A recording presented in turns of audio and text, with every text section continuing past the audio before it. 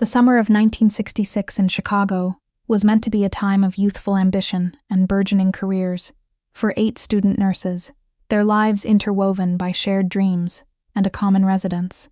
But on the night of July 13th, an unimaginable horror descended upon their South Deering townhouse, shattering their innocence and forever etching a dark chapter into the city's history. A predator, Richard Speck, would systematically extinguish their bright futures, leaving behind a scene of unspeakable brutality that would shock a nation and leave an indelible scar on the collective memory. This is the chilling account of the massacre of the nurses. Remember to comment, like, share, and subscribe so you don't miss future episodes of the Calendar of Crime. Richard Benjamin Speck was a drifter, a man with a troubled past marked by petty crimes, violence, and a profound inability to hold down a job. Born in Kirkwood, Illinois in 1941, his early life was characterized by instability, moving frequently and struggling in school. He had a lengthy rap sheet in Texas before arriving in Chicago in 1966, seeking work as an apprentice seaman. It was during a period of unemployment, on that fateful July 13th, that his violent tendencies escalated dramatically, beginning with an assault and robbery before he set his sights on the unsuspecting nurses. The townhouse at 2319 East 100th Street served as a dormitory for student nurses working at the nearby South Chicago Community Hospital. On that warm summer night, 8 young women were present: Gloria Davy, Patricia Matusek, Nina Jo Schmale, Pamela Wilkening, Suzanne Ferris, Mary Ann Jordan, Merlita Gargulo, and Valentina Pajian. Unbeknownst to them, their lives were about to intersect with a monster. Around 11 p.m., Speck forced his way into the residence. What followed was a night of terror that lasted for hours.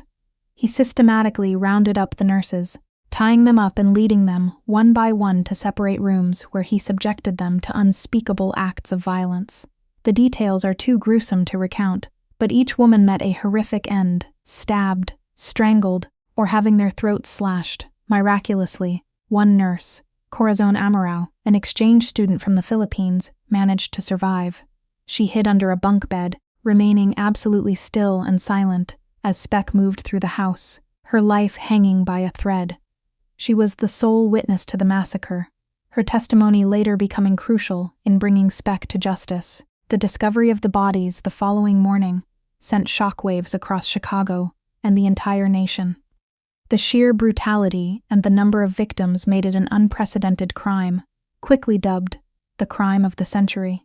A massive manhunt ensued, with police racing against time to apprehend the killer. Speck's capture came 2 days later, thanks to a keen-eyed physician at Cook County Hospital. Speck had attempted suicide and was being treated when the doctor noticed a distinctive tattoo on his arm, "Born to Raise Hell." This matched a description circulated by the police, leading to his arrest. The trial of Richard Speck began in April 1967 in Peoria, Illinois. The evidence against him was overwhelming, including Corazon Amorao's courageous eyewitness identification and fingerprints found at the crime scene. After less than 2 weeks of testimony and under an hour of deliberation, the jury found Speck guilty of all 8 murders and recommended the death penalty. Speck was sentenced to death by electric chair, but his sentence was later commuted to 400 to 1,200 years in prison after the Supreme Court temporarily abolished the death penalty in 1972. He spent the remainder of his life incarcerated at Stateville Correctional Center, where he unsuccessfully sought parole multiple times. Richard Speck died of a heart attack on December 5, 1991, one day before his 50th birthday, taking with him the full truth of that horrific night. The legacy of the massacre of the nurses continues to haunt. It serves as a stark reminder of the fragility of life and the depths of human depravity.